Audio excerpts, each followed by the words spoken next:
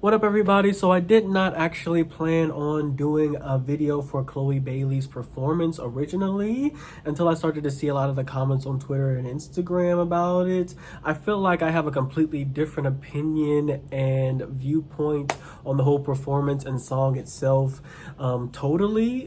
So like I feel like I really want to talk about more of the technical aspect stuff that she did with the actual rendition of the song, and then I'll go ahead and talk about also the performance and the controversy around the performance part of the thing, the Juneteenth celebration that she did on ABC. I'll talk about that later on. But if you want to go ahead and hear what I think about the rendition of the Juneteenth performance, go ahead and skip to about halfway through the video because I'm going to talk about the actual rendition of her song at this point right now. The actual rendition of the song, I really liked it. I really liked the fact that it was very modernized. It feels completely different, of course, from the original, but also from other versions that are usually more burlesque versions. And I'm going to get talking about burlesque and how burlesque has sort of taken on the Feeling Good song for itself a little later on when I get to the performance part of it. But also it's a little bit slightly different from the burlesque version as well. And Chloe really loves like a diminished chord and like an eerie feel to a song, and she always puts that in all of her music. You can just go back and listen to Ungodly Hour, which I did a review on beforehand. I'll put that link in the description box below. But Chloe loves a diminished sound and like something with an eerie feel to it that isn't exactly pop, isn't exactly completely R&B. It feels just different. It feels like aesthetically different, and I really love what she does with music. Production on this song is completely immaculate. I think that the reverb on the song, on her vocals, that is there to make herself give like a little bit of fullness to her voice, but it's not so much that it sort of overpowers like her actual voice, and so we can actually hear her tone pretty clearly. So I really like that. I love a lot of the harmonies on the track, like especially those ones where she's going high, but then she's also setting that base and that foundation for the lower, for like the, I don't know if it's like a mid alto note or like a low soprano note, but I know the high note, like the whistle tone note, is up there at the end, and then she also layers it with this harmony of like this, either, I can't really tell, but I think it's like either a high alto or low soprano note that is really good.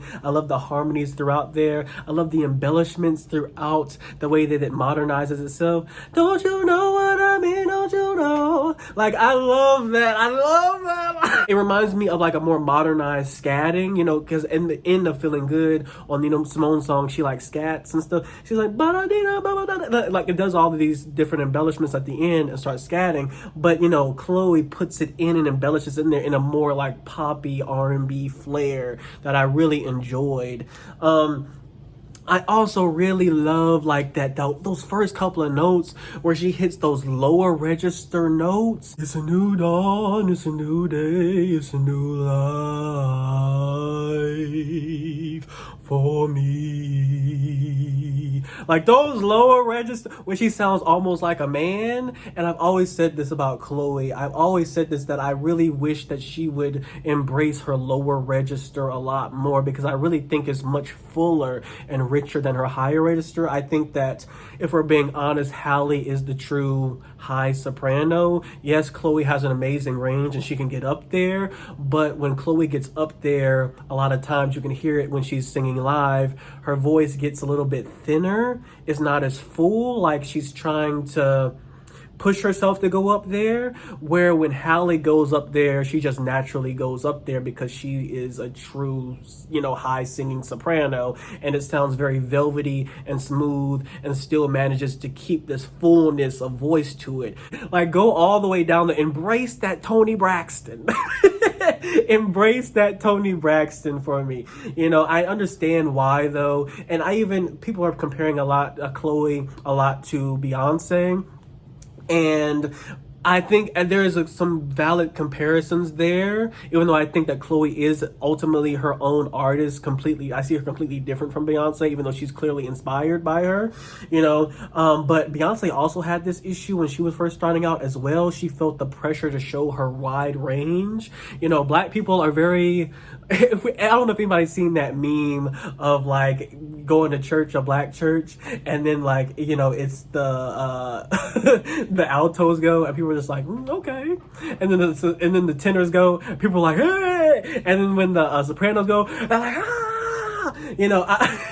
People have seen that meme of like the whole church and how the black church responds to different singers in the choir when they break out into their sections. You know, that's what it sort of reminds me of, because you know, and a lot of singers try to like, they're trying to get a reaction out of the black crowd, because black people are hard critics when it comes to singing. Actually, Trick Daddy just earlier on today, I guess, criticized Beyonce for her singing.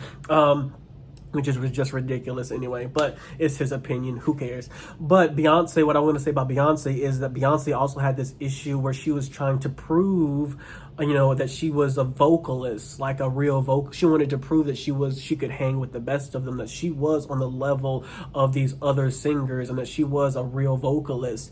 And so she would always make these jumps up higher, you know, make those, like, if you just go back and listen to Beyonce's old like albums, her very first like solo album, she's singing high all the time. And the truth of the matter is that Beyonce always had a beautiful, even though Beyonce is a soprano, she does have like a very beautiful lower register. And now that she's gotten older, she has embraced it a lot more, and actually it's made her sound her voice a lot fuller. You know, her voice a lot richer. Her voice is a lot more, it feels a lot more grown and mature. You know, she has sort of let go of this idea that I always have to like hit these high notes, you know, and she has just really embraced her lower register a lot these last few years. And her music, I think, the quality of her sound has really improved, I think. So I feel like Chloe is trying to also keep up, but hang with her sister in that way, because her sister can naturally get up there. And so she's trying to also prove that I can get up there too. And I think that it would better benefit Chloe to embrace her lower register just a little bit more, also would give a great sound and contrast to her and Halle's sound altogether. I also wish that she would have put them in a little bit more. Like, I wish that they would have been, you know, incorporated, those lower register notes incorporated into the song of her rendition of Feeling Good throughout until about halfway. Then I would have said, then go mid, full way, then jump up for a crescendo at the end and a climax. You know, when we get those like high notes also layered with like the lower notes as well. I do feel like I would have liked, it does stay pretty close to it still pays homage to the original, and stays close, other than the little eerie diminished notes that Chloe puts in there. And also some of, you know, of course, her vocals and harmonizing and layering of the vocals on there. I do wish that, because it stays so close to the original, and because it stays also close to like the burlesque version in terms of just sound quality and how it sounds, I do wish that we had gotten a different rendition altogether, that she would have really went out there. I wish that she would have done something and really embraced, like the way that Chloe and Halle do. Like, I don't know if people have listened to their For the Rest of Your Life song, where they're kind of doing this like trap rock and roll infusion mix. For the rest of your life, I can't remember how it goes, something like that, but it's very, the notes are very strange, they're very different, and I love that song. I love that sort of ending song on that album of Ungodly Hour. And I wish that she might have added some like blues rock type of sounds in the production, and done a little bit of that in the song as well, because I feel like it could, like, if you wanted to play around with it more, like play around with it that way, I feel like it could easily sort of transition into some more like rock sounds if you wanted it to, and therefore it, because we really have never seen like a completely different rendition of that's completely drastically changed from Nina Simone's original version. And I would have liked to have seen her go further, like I know she can and I know she does. She kept it, you know, tasteful. She didn't go too far, but I would have liked to seen Chloe go too far. In terms of the actual performance, so people have been having a real issue with Chloe in terms of the fact that it was on ABC. So ABC is a very like PG-13 type of network. And it was also during Juneteenth. It was for the celebration of Juneteenth, the first like national celebration of Juneteenth that was commemorated by the actual government. I've talked about that of Juneteenth on my last video, so if you want to go check that out as well. People had an issue with a lot of the sexual and sensual dance moves that she was doing.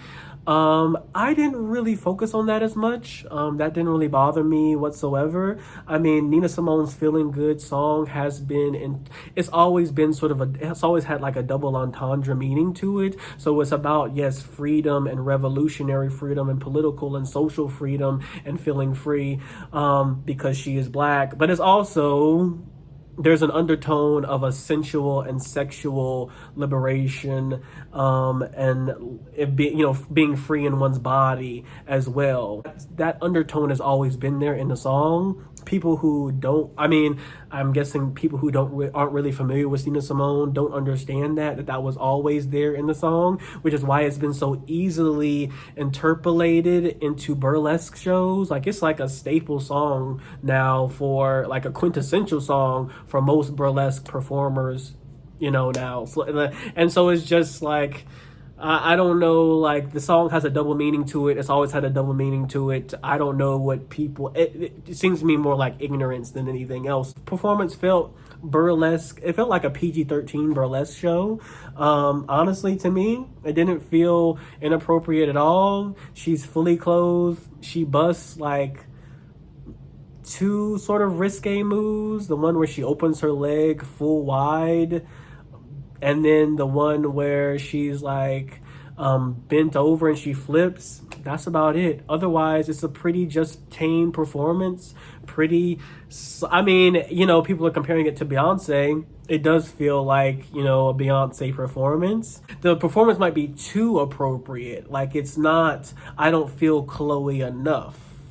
I don't feel Chloe separate from this sort of Beyonce image enough. I feel like Chloe is going through a phase right now where she's trying to imitate those who she looks up to, Beyonce in particular. And I want to see more of Chloe, the individual, outside of just imitating what she's seen her mentor do. So that's what I mean by it's too appropriate. Or too, like, it's not surprising and it's not spontaneous. What kind of bothered me about the performance wasn't the dancing at all, but it was the fact that she was lip syncing, and very obviously to me as well. There's just no way. I've seen Chloe perform and sing live, her and her sister. Chloe gets winded. Chloe, like every performer, gets winded. You can hear it in every performer's voice, even Beyonce's. You know, you can hear them, you know, getting winded and stuff like that. And the notes they're struggling to sort of get out the notes a little bit, or they're having to be more aggressive when getting out their notes because they're a little bit winded. They don't have as much air to breathe, because they're trying to catch their breath.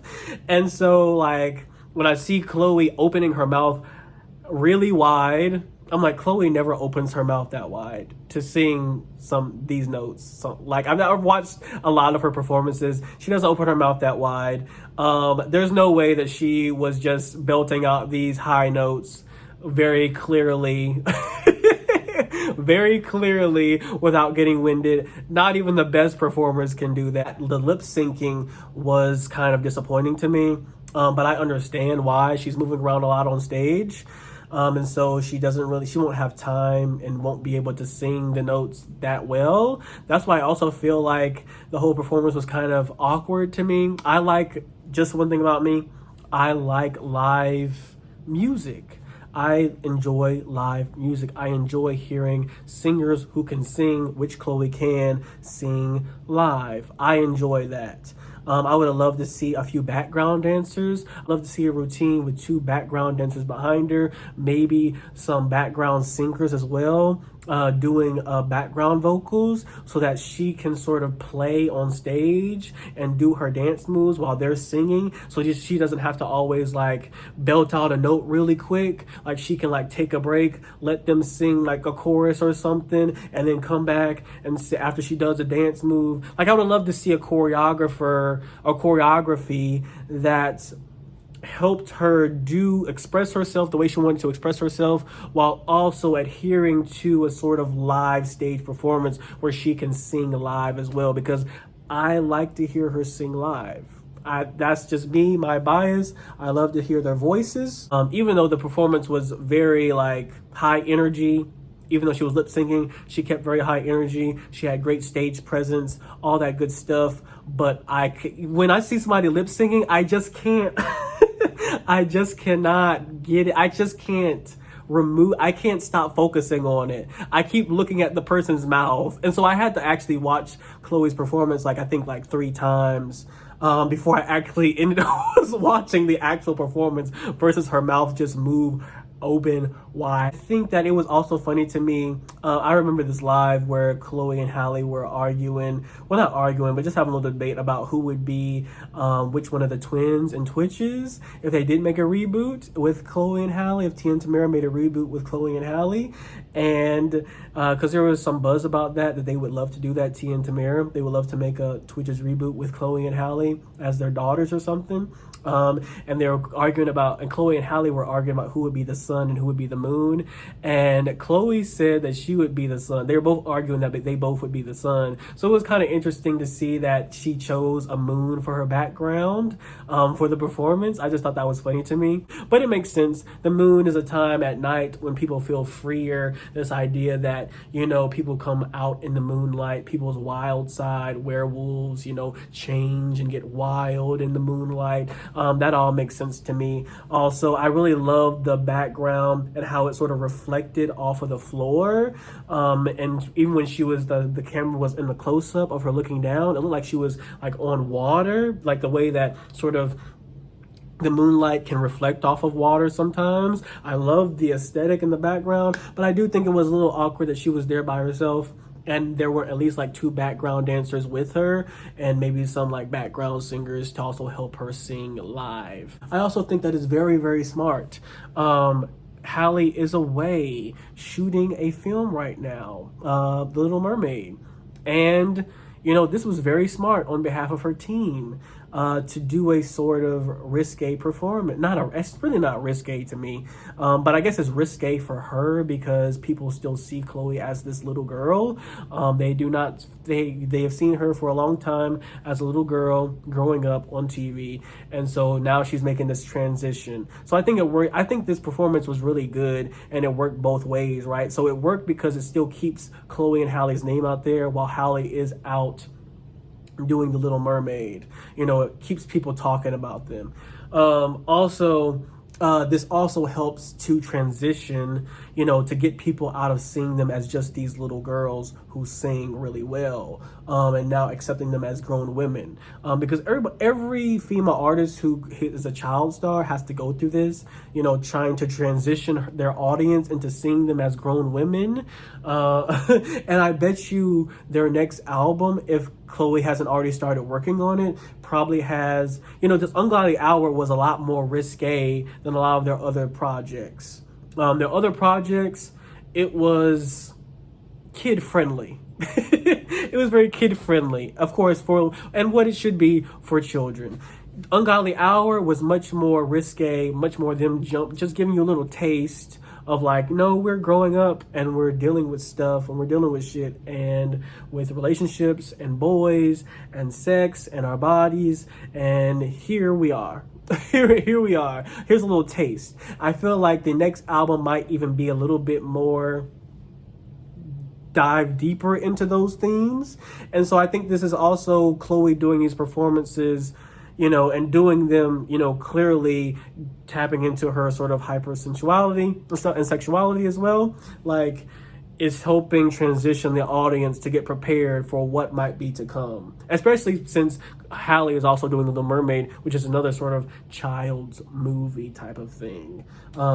Help people still see them as growing, mature women. So I think it worked on both levels. Also, it helped establish Chloe, did a third thing, helped establish Chloe as a solo artist also. I also think that Chloe handled the backlash a lot better than last time. I didn't comment on it last time, but Chloe, I felt like handled the backlash to her, the whole Instagram post where she was like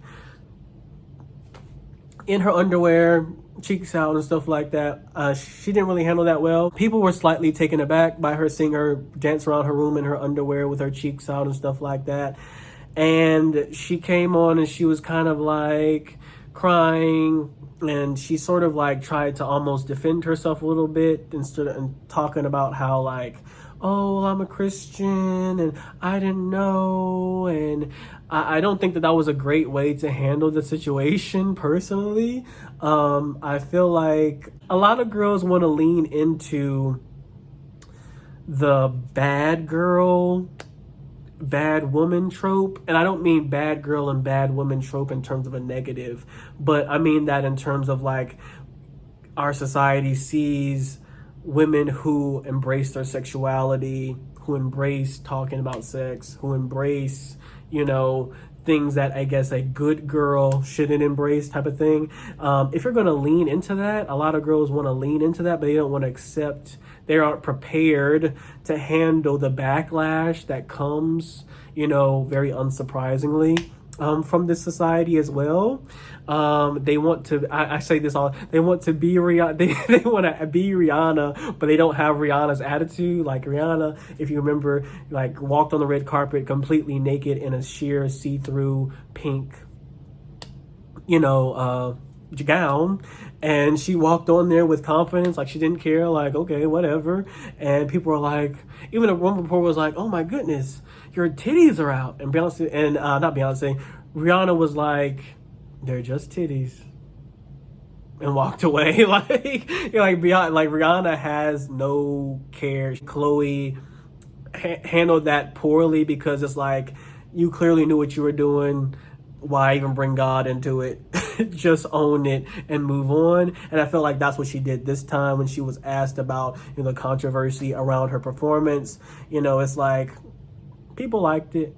And I like that response a lot better than the whole like crying like you're a little girl who's hurt, but you're clearly trying to like portray yourself as a grown woman who can do what the fuck she wants. So just lean into, I'm a grown woman who can do what the fuck I want to do, and I'm gonna do it. But to cry about it was, I don't think that was a good look personally. But yeah, that's all I gotta say about this. Yes, like, subscribe. I don't like telling people that, but if you want, if you want to, like, subscribe, and comment below. And yeah, I'll see you all next time for the next video.